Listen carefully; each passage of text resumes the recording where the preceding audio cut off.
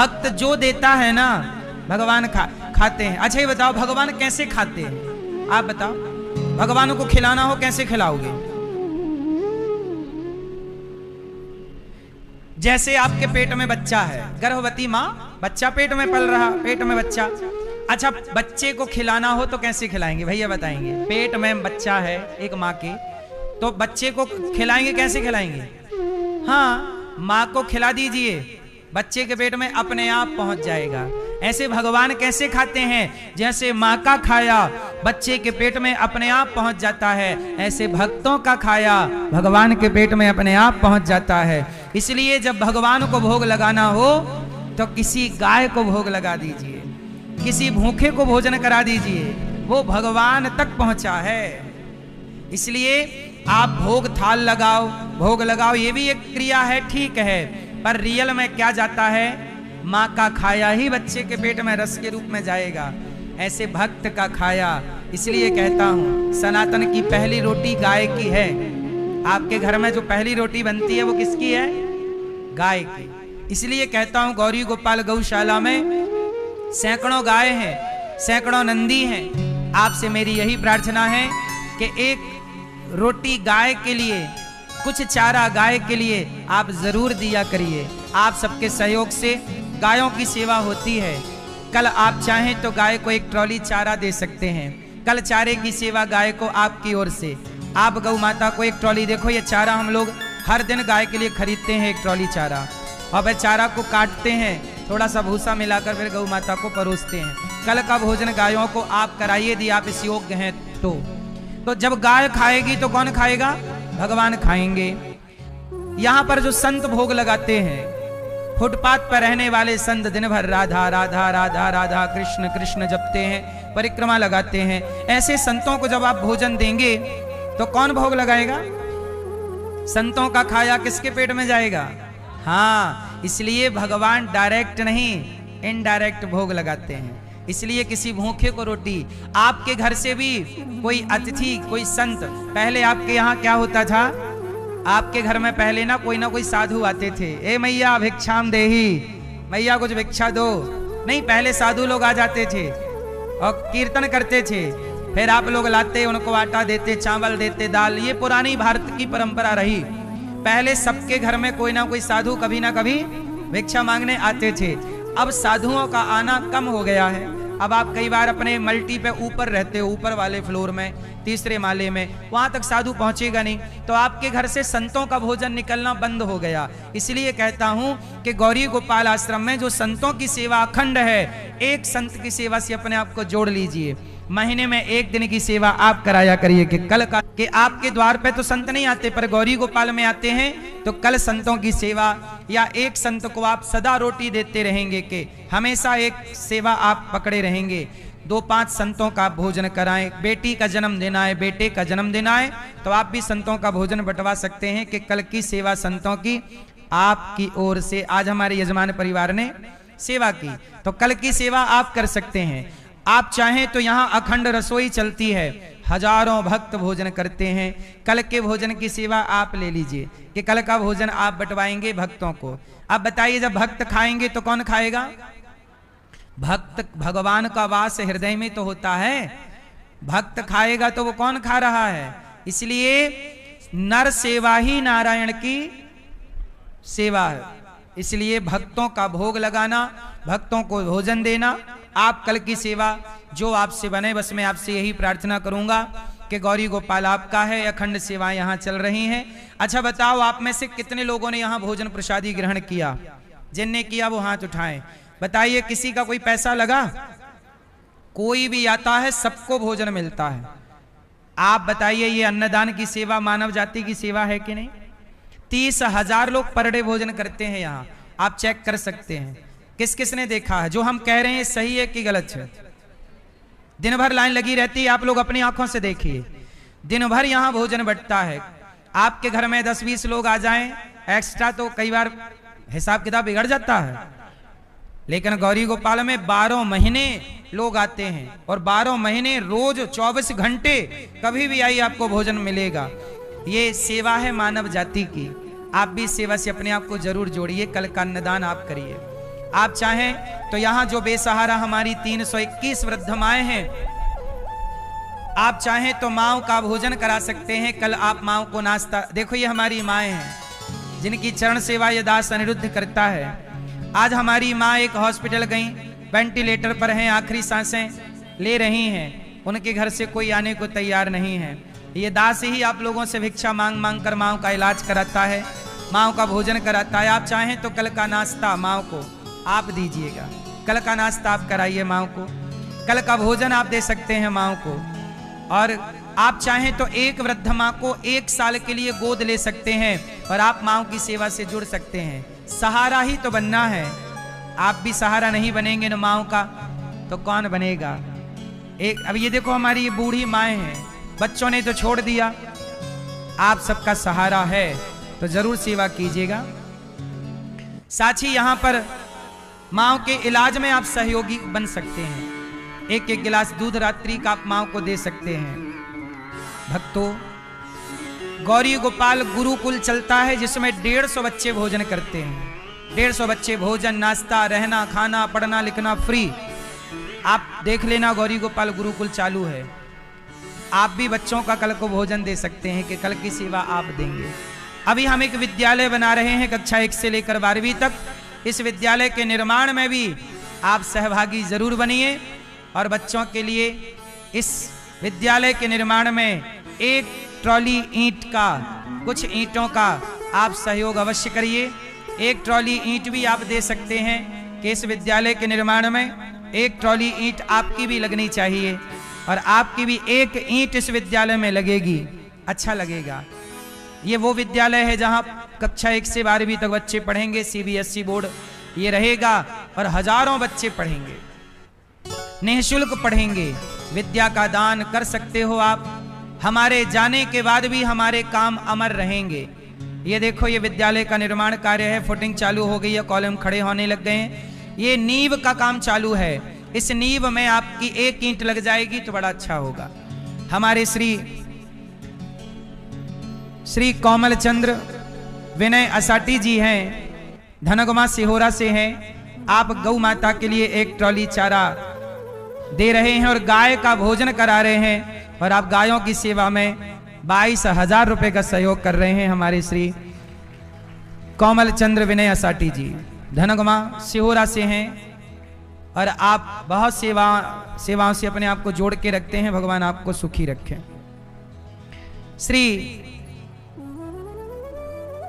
हमारे श्री अजय तायल जी और मेघा तायल जी की ओर से संपूर्ण रसोई सेवा, आपकी शादी की सालगिरह पर आपने 31,000 रुपए का सहयोग किया और अपनी शादी की सालगिरह भक्तों को भोजन बांट करके मना रहे हैं। आपका बहुत बहुत स्वागत है, भगवान आपको सुखी रखें।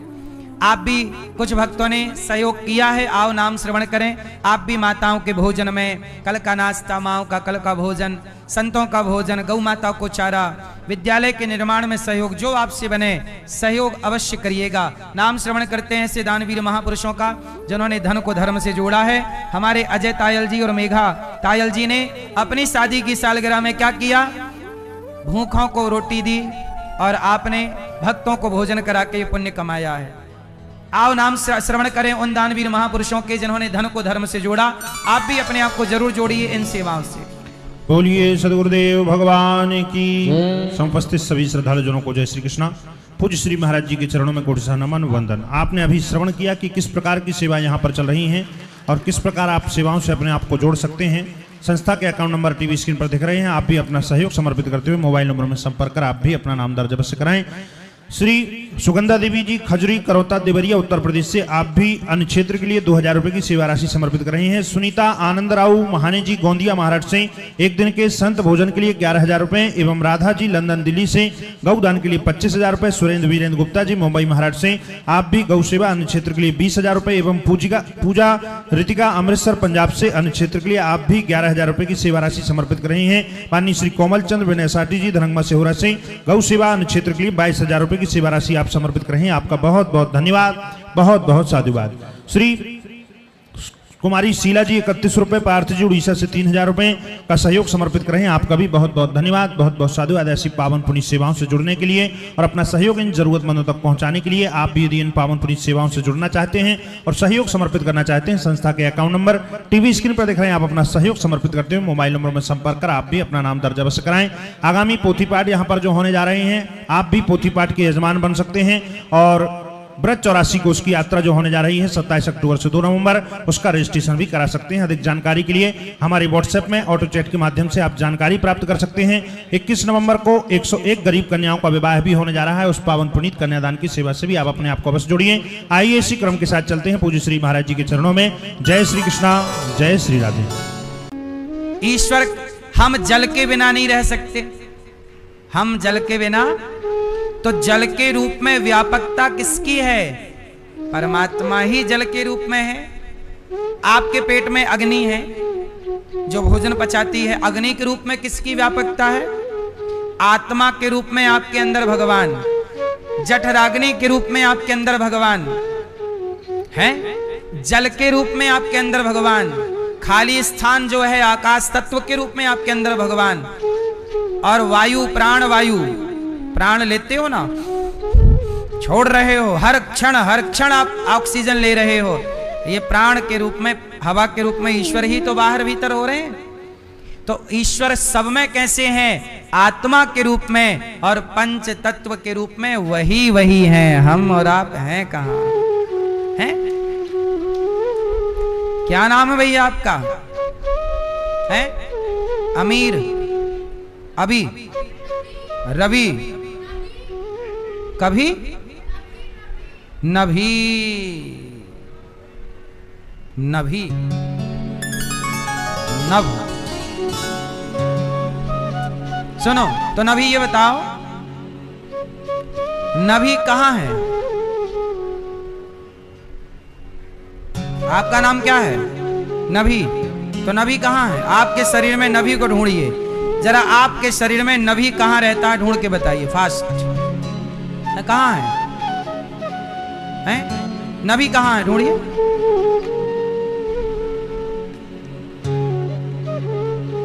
नभी नहीं मिल रहा। तुम्हारा नाम क्या है बेटा? आरव।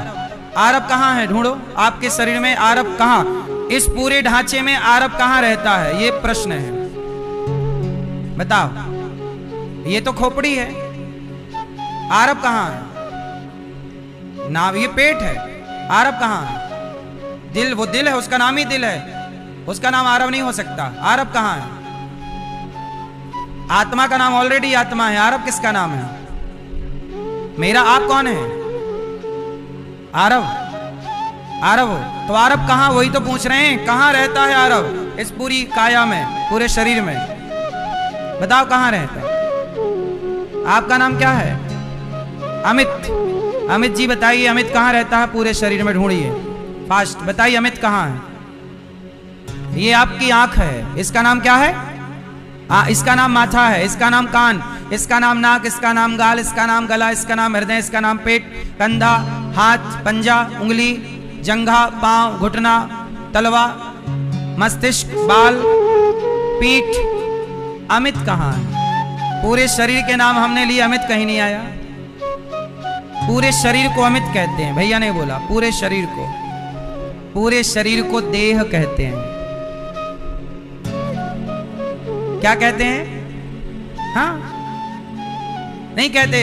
कैसा आदमी है? नाम आदमी है। अमित को दूसरा व्यक्ति जब नहीं जानेगा तो क्या, अरे कैसा आदमी, ये आदमी यहाँ है भैया, यहाँ आदमी ना बुलाया जाएगा। ये स्त्री, ये स्त्री, स्त्री यहाँ, पुरुष यहाँ। तो इसका नाम मनुष्य है, इसका रियल नाम क्या है? ये मनुष्य है, ये कुत्ता है, ये बिल्ली है, ये गधा है, ये सुअर है, सबके नाम है। अमित किसका नाम है? बस ये बताइए।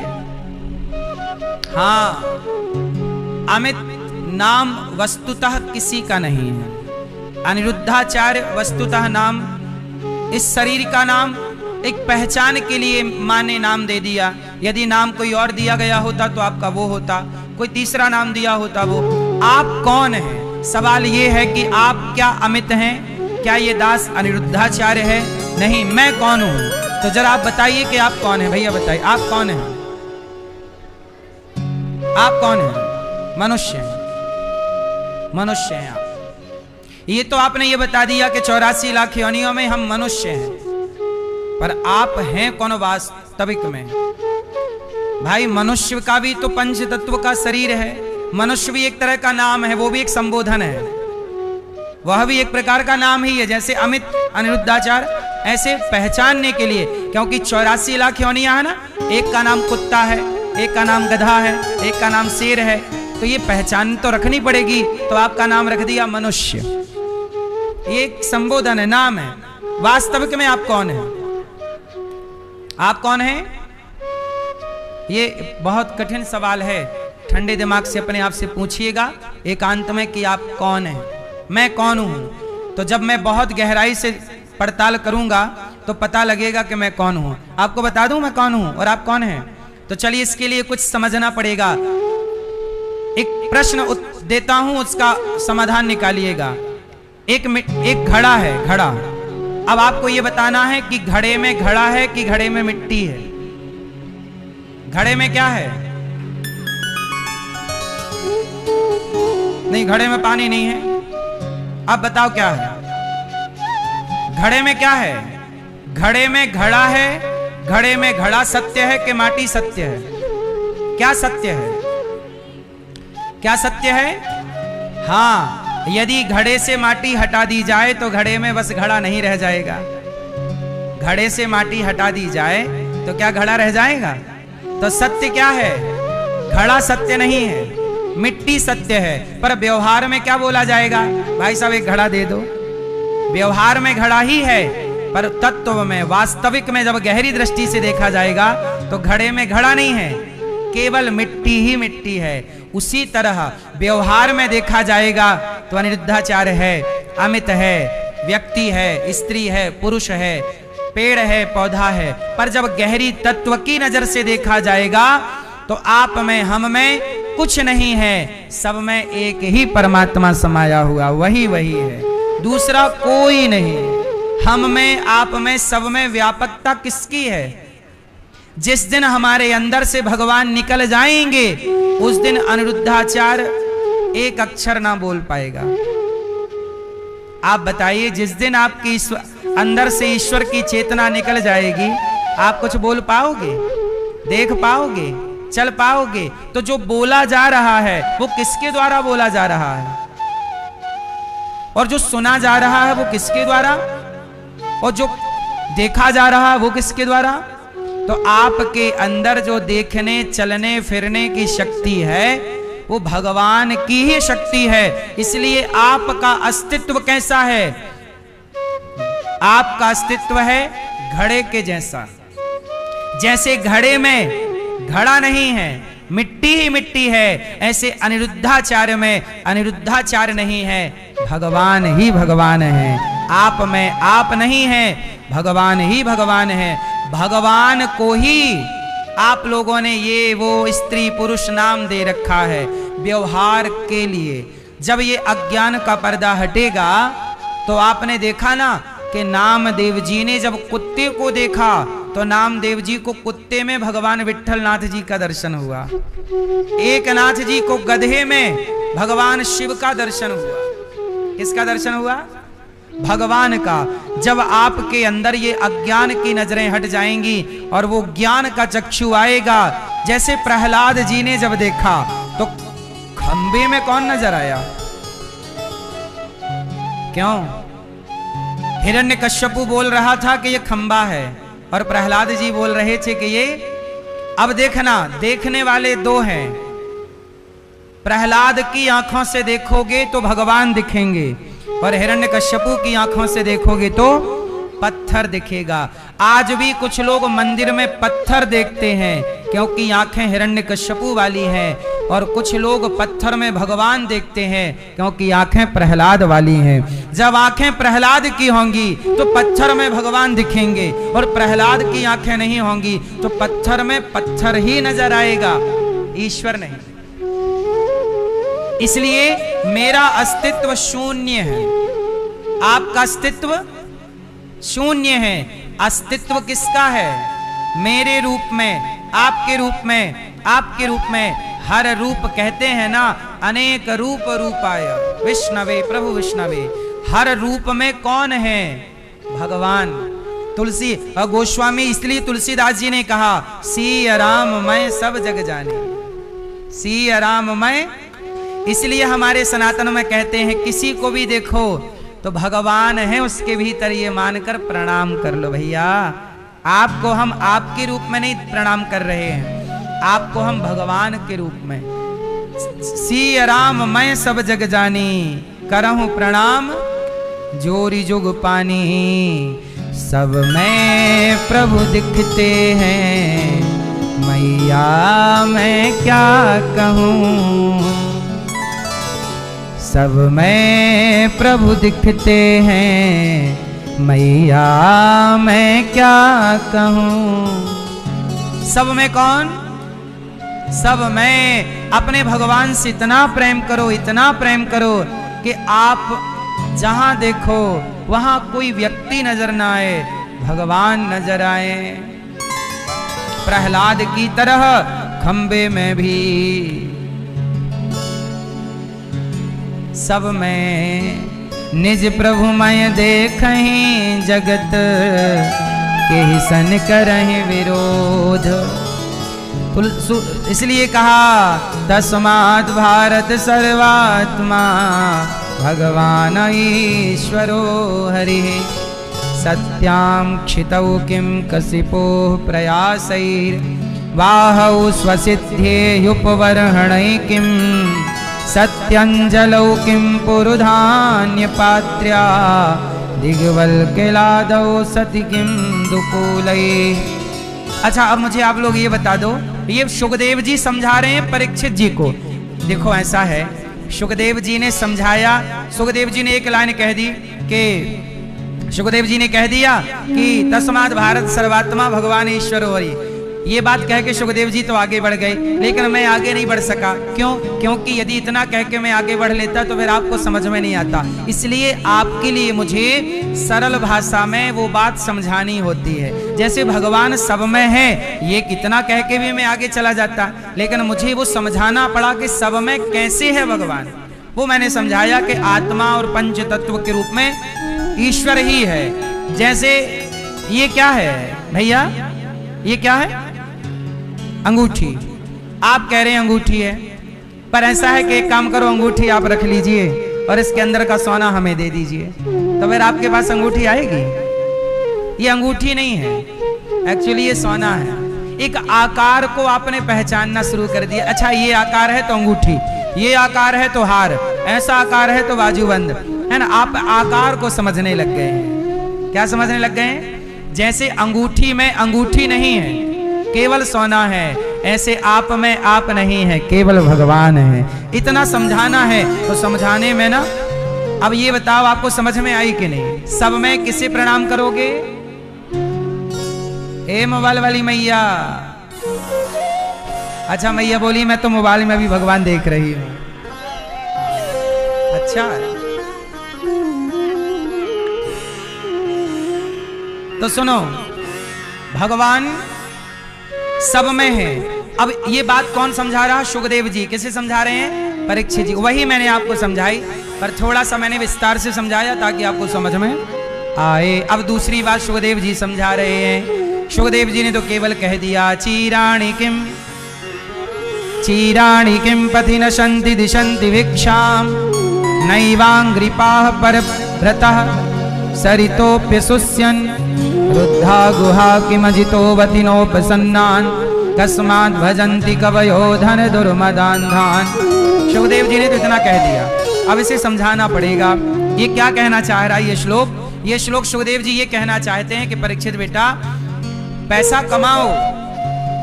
कितना कमाना चाहिए? अब देखो यहां पर कई लोग क्या कहते हैं, गुरुजी हमारे पास बहुत पैसा है, बहुत कुछ है, शांति नहीं है।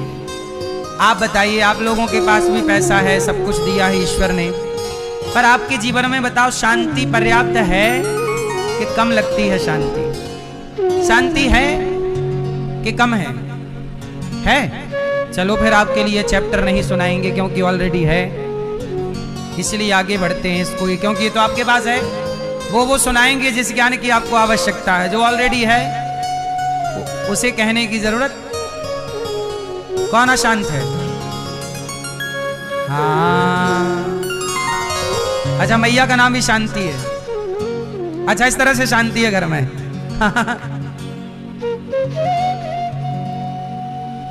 क्यों भैया, आपके जीवन में शांति है? हाँ, आप लोगों के जीवन में, हमारी सेना के जीवन में शांति। आप ही देश के रक्षक हैं, सेवक हैं। हमारी सेना ही हमारे देश की जान है। हमारे सैनिकों के लिए ताली बजाइए एक बार। हमारी सेना ही हमारी देश की जान है। जय जवान जय किसान, ये दो से ही देश टिका हुआ है। तो चलिए, अब आपको शांति कैसे मिलेगी? आप में से कितने लोगों के जीवन में शांति है? जिनके जीवन में है हाथ उठाओ।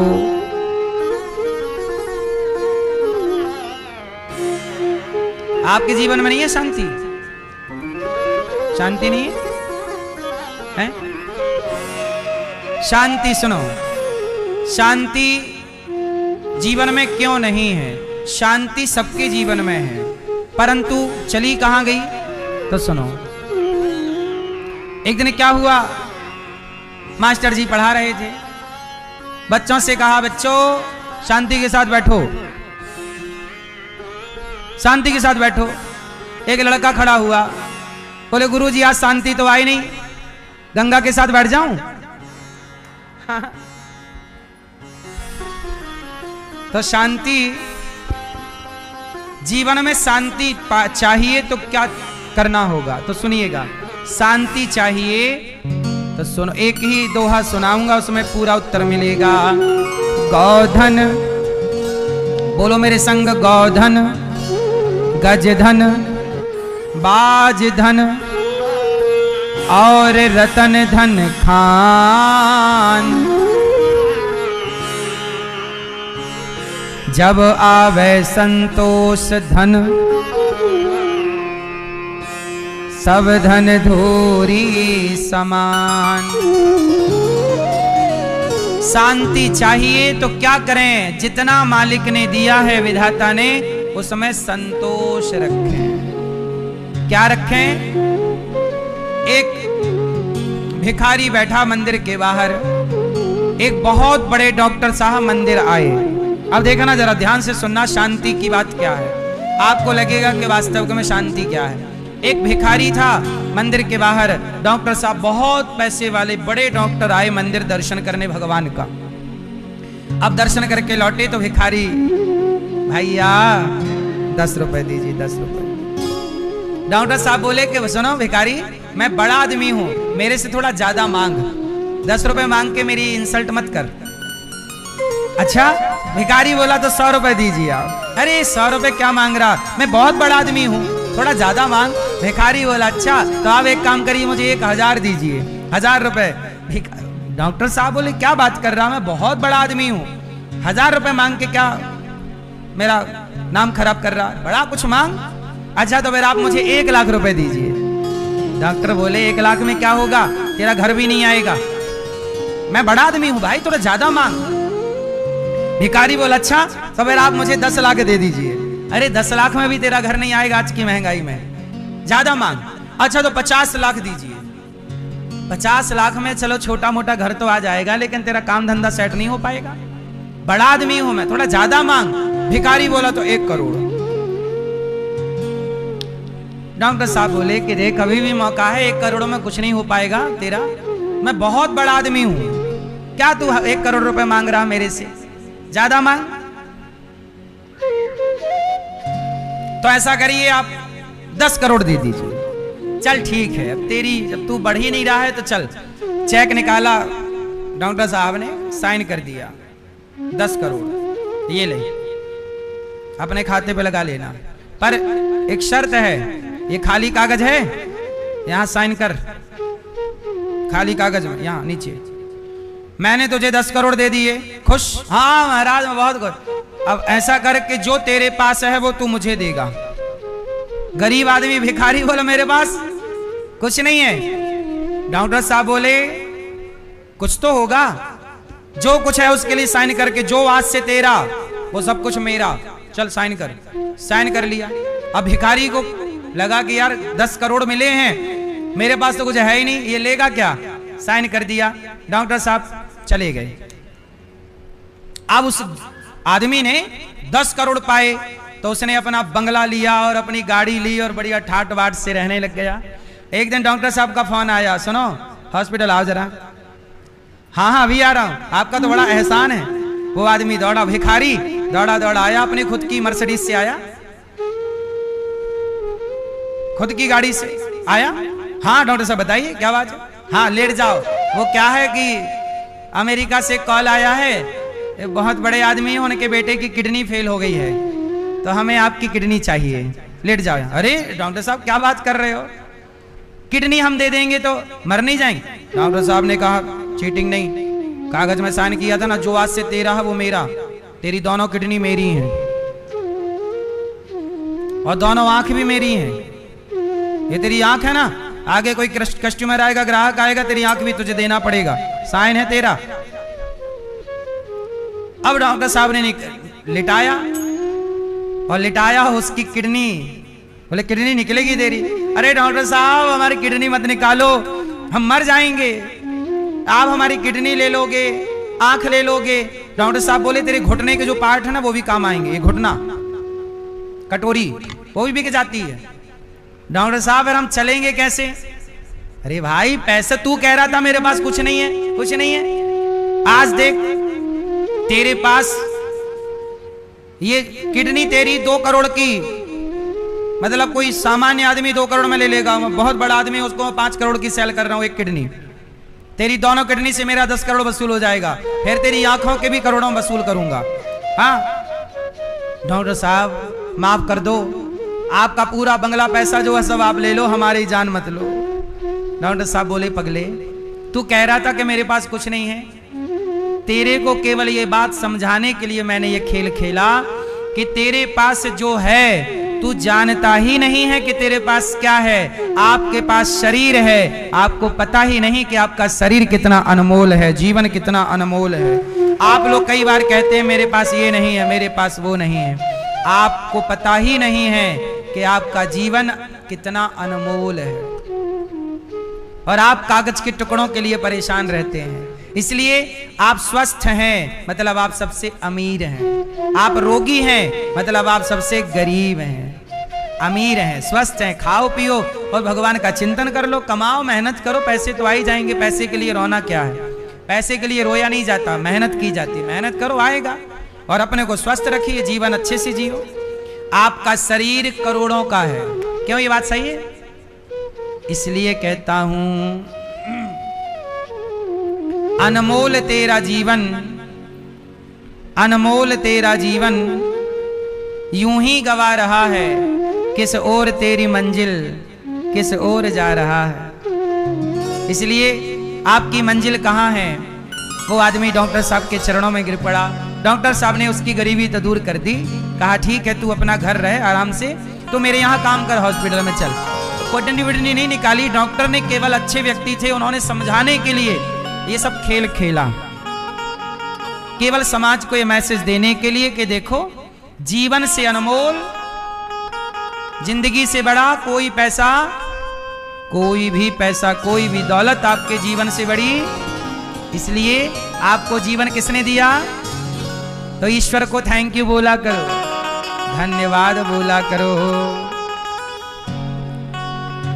ईश्वर को हर पल धन्यवाद देते रहा करो। प्रभु आपने जीवन दिया, जीवन दिया जो इसका भी शुक्रिया करते हैं कान्हा तेरा हर पल शुक्रिया। हम तेरा दिया खाएं, तेरा ही गुण गाएं, जीवन दिया जो आंखें जो दी हैं उसका भी शुक्रिया करते हैं कान्हा तेरा हर पल शुक्रिया। तो शांति कब आएगी? जब जीवन में संतोष होगा कि जितना दिया है विधाता ने बहुत है। तो आपको क्या रखना है? जितना है। क्यों भैया? कई बार आप लोग कहते हो भगवान ये और मिल जाए, ये इच्छाओं का कोई अंत नहीं। कई बार आप कहते हो मेरा पड़ोसी 10,000 के जूते पहनता है, आप उसे देखकर दुखी हो जाते हैं कि देखो उसके पास बड़े बड़े पैसे हैं, उसके बाद 10,000 के जूते, और हमारे पास देखो 500 का जूता खरीदने के लिए 10 बार सोचना पड़ता है। कई बार आप तुलना करते हो, कंपेयर करते हो कि उसके पास ज्यादा है मेरे पास कम। एक आदमी यही बोला, गुरुजी हमारे पास बहुत गरीबी है, उसके पास देखो बहुत अमीरी है। हमने कहा चल भाई तुझे अमीर व्यक्ति से मिलाता हूं, चल। अब वो व्यक्ति मेरे संग चला, मैं उसे स्टेशन के पास ले गया तो वहां एक आदमी चप्पल हाथ में पहन के घिसट रहा था। चप्पल कहां पहना? हाथ में, और घिसट रहा। मैंने कहा देख, तूने ये तो देख लिया कि उसने 10,000 के जूते पहने हैं, कभी तू ये भी तो देख कि इसके पास जूते पहनने को पांव ही नहीं है, कम से कम तेरे पास पांव तो है। तू भले 100 रुपए की चप्पल पहना है पर पांव में तो पहना है। जो दिया है मालिक ने, जो है उसको पहचान, जो नहीं है उसके पीछे परेशान ना हो। फिर तो ऐसी परेशानियां सारी जिंदगी रही। आज कोई परेशान नहीं है मेरी माँ, इच्छाएं इतनी ज्यादा आप लोगों की हैं कि वो इच्छाएं आपको परेशान करती रहती। इसलिए कहता हूं अपनी इच्छाओं को कंट्रोल। जितना मालिक ने दिया भगवान की ओर देखो और कहो शुक्रिया शुक्रिया, जो भी कुछ तुमने दिया शुक्रिया शुक्रिया, जो भी कुछ तुमने दिया। तो भगवान ने जो दिया धन्यवाद। तो जीवन का सबसे बड़ा धन क्या है? जोर से क्या? जितना है बहुत है। अच्छा, आपके पास कम है कि ज्यादा है? इसलिए जितना है उसमें हैप्पी रहा करो, खुश रहा करो। आपकी सबसे बड़ी दौलत पैसा नहीं है, आपके होठों की मुस्कान है। कई लोगों के पास पैसा तो है पर स्माइल नहीं है, जीवन में खुशी नहीं है। भगवान से यही प्रार्थना है थोड़ा कम पैसा हो पर जीवन में प्रसन्नता होनी चाहिए। सही है? पैसा बहुत है पर खुशी ही नहीं है, प्रसन्न ही नहीं है। इसीलिए आप लोग मैया थोड़ा मुस्कुराती रहा करो, खुश रहा करो। मैया आप खुश रहती हो कि नहीं? नहीं?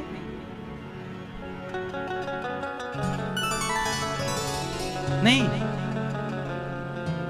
खुश रहा करो। आप खुश रहते हैं? आप भैया हंसिए।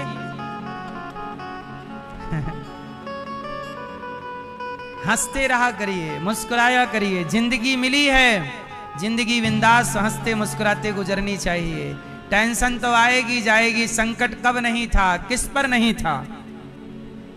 किस पर नहीं था? एक नाम बताइए। क्या राम के जीवन में संकट नहीं? क्या भगवान कृष्ण के जीवन में संकट नहीं? क्या तुलसीदास जी, सूरदास जी, मीराबाई के जीवन में? हम लोगों से ज्यादा संकट इन महापुरुषों के जीवन में था। ये बात सही है कि गलत? हम लोग जरा से संकट में परेशान हो जाते हैं। इसलिए हिम्मत नहीं हारना और राम ना विसारना।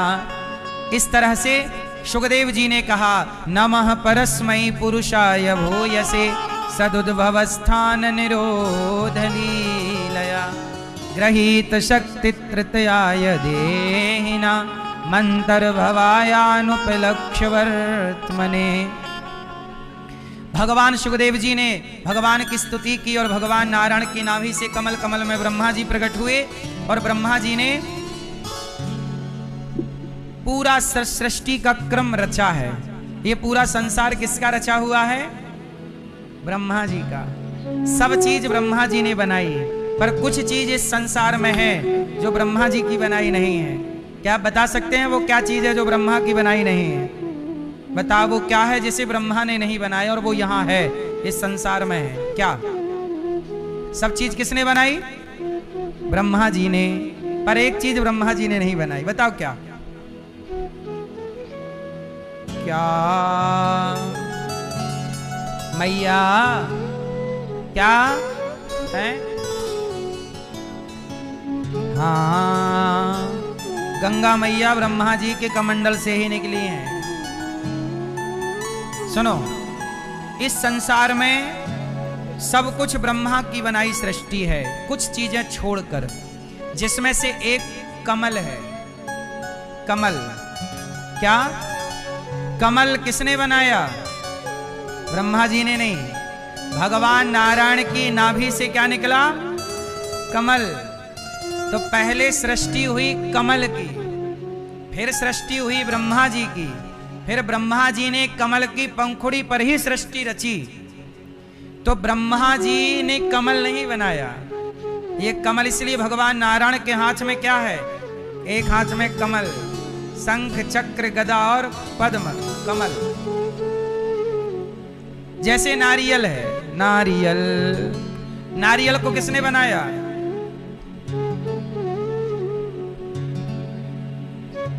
नारियल ब्रह्मा जी की सृष्टि नहीं है और भगवान नारायण की भी सृष्टि नहीं है। नारियल को बनाया है विश्वामित्र जी ने।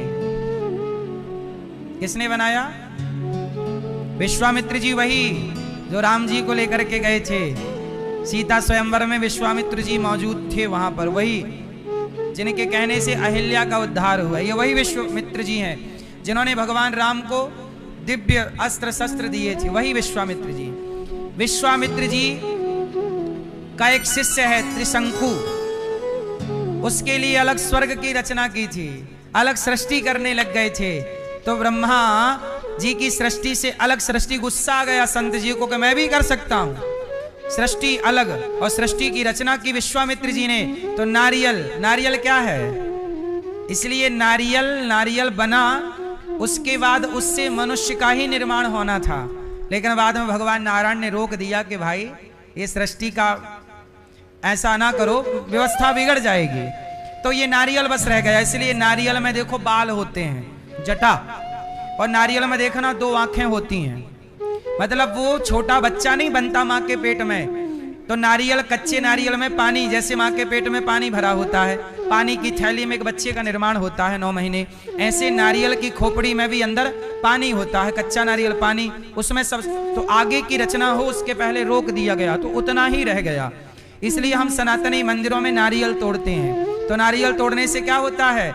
जैसे मुसलमान लोग बकरे की बलि चढ़ाते हैं, तो हम लोग बोले कि ना भाई, जीवों की हत्या करना पाप है, पर नारियल तोड़ दो तो यह भी एक प्रकार की बलि हो जाएगी। और ये बलि किसी की हत्या भी नहीं होगी, खून भी नहीं बहेगा, दोष भी नहीं होगा।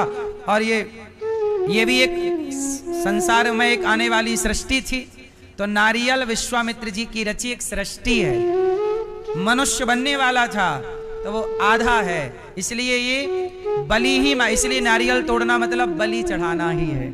हमारे सनातन में भी बलि चढ़ती है, पर बलि का अर्थ बकरे से नहीं, खून बहाने से नहीं। हमारे यहाँ बलि कद्दू की भी होती है। कद्दू की बलि, कद्दू काट दिया जाए बलि हो गई, नारियल तोड़ दिया जाए बलि हो गई, क्योंकि यह भी एक सृष्टि है, जीव है। इसलिए ये सात्विक बलि है, ठीक है, इसकी इजाजत है। नारियल को बोला गया बाद में श्रीफल। नारियल को क्या बोला गया? अब जब नारियल की सृष्टि हुई तो विश्वामित्र जी ने रोक दी सृष्टि। जब रोक दी तो फिर कहा कि अब इसे स्वीकार कौन करेगा? तब लक्ष्मी जी प्रकट हुई और लक्ष्मी जी ने कहा कि आज से ये सृष्टि जो आपने की, इसे मैं स्वीकार करती हूँ, ये मेरी, सब मेरी संतान, तो ये भी मेरी संतान। तो माँ भगवती ने इसे स्वीकार किया और अपना नाम दिया नारियल को, इसलिए श्री नाम लक्ष्मी जी का है, श्री जी। तो श्री, इसलिए नारियल को नाम मिला श्रीफल। ये कौन सा फल है? तो ये नारियल की उत्पत्ति की सृष्टि की कथा है। तो ये नारियल हमारे सनातन में पवित्र माना जाता है। तो ये ऋषि मुनियों की सृष्टि है। तो ब्रह्मा जी की सृष्टि से ऋषि मुनियों की सृष्टि अलग अलग है, थोड़ी सी अलग। जैसे धान बनाई ब्रह्मा जी ने, चावल भात, पर गेहूं बनाई विश्वामित्र जी ने। इसलिए जगन्नाथ जी में चावल का भोग लगता है, गेहूं का भोग नहीं लगता। जगन्नाथ जी को रोटी का भोग नहीं लगता, पता है आपको, है ना। पुराने भारत में चावल ही खाया जाता है। मुख्य हमारे भारत का भोजन क्या है? जैसे हर जगह क्या है? कढ़ी चावल, राजमा चावल, हर जगह क्या है? चावल, दाल चावल, ऐसे। तो चावल ही है हमारे यहाँ, उसे बोलते हैं भात, चावल। जगन्नाथ के भात को जगत पसारे, इसलिए सुदामा जी भगवान के यहाँ क्या लेकर गए? तो पुराना जो है वह खाद्य, खाने में जिसे अन्न कहते हैं, सप्त अन्न होते हैं ना, 7 अन्न, उन 7 अन्नों में गेहूं नहीं आता। तो गेहूं की सृष्टि अलग है। तो ये बहुत गहरी बातें हैं, आपकी जानकारी के लिए बस बता दी। तो ब्रह्मा जी ने सृष्टि की, और जब सृष्टि की तो सब कुछ बनाया। अब यहां पर परीक्षित जी ने भगवान सुखदेव जी से कहा कि प्रभु, भगवान का स्वभाव कैसा है, जरा हमें बताइए। प्रभाव कैसा है और स्वभाव दोनों बताइए। तो कहा कि भगवान का प्रभाव ऐसा है कि भगवान गीता सुनाते हैं और विराट रूप दिखाते हैं। प्रभाव ऐसा है कि रावण को मिटा देते हैं। पर स्वभाव ऐसा है कि विदुर जी के घर गए, कहा काकी जी बड़ी भूख लगी है, कुछ है? काकी जी बोली अच्छा लाई। तो भतुए की साग पक रही थी, पानी में उबल रही थी, जहाँ नमक था ना मिर्च ना मसाला, ला के परोस दिया। भगवान खा रहे, दुर्योधन की मेवा त्यागी।